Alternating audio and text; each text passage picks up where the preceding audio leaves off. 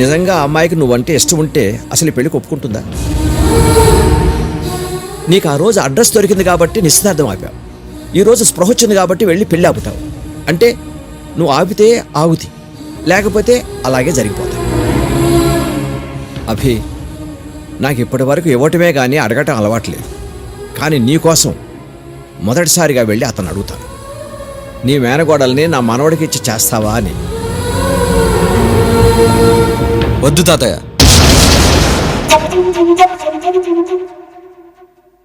వద్దు తాతయ్య.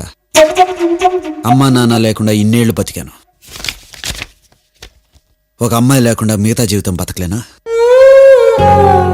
వద్దు. ఆ క్షణంలో వాడు అమ్మాయిని వదిలేశాడు అనుకున్నాం, కానీ తర్వాత తెలిసింది వాడు అసలు అమ్మాయిల్ని